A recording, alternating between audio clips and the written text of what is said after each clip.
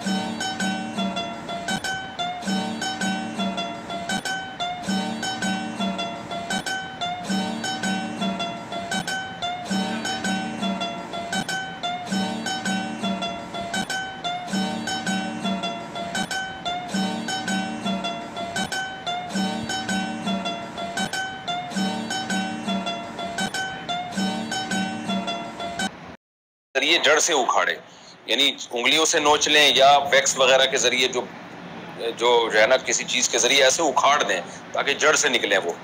تو یہ بغلوں کے لیے سنت ہے، کیونکہ نتف العانہ کا ذکر آتا ہے حدیث میں کہ نبی صلی اللہ علیہ وسلم نے بغلوں کے بال نوچنے کا حکم دیا ہے۔ بہت آسان ہے، پہلی دفعہ میں تھوڑی تکلیف ہوتی ہے، باقی پھر تکلیف نہیں ہوتی۔ یار مطلب عورتیں ہوتی ہیں نا، ان کے بھی رائٹس ہوتے ہیں، ٹھیک ہے نا؟ تو وہ کچھ بھی کرے، کیا کرے کیا نہیں کرے، ان کو یار ان لوگوں سے کیا مطلب؟ یہ سنت بنا کے بیٹھے ہیں، اکھاڑ لو، منڈوانا، یہ کرنا ہے نا، یہ سنت ہے، ایسے کرنا، کیسے سے نہیں کاٹنا یا کاٹ بھی دو، یار حد ہے۔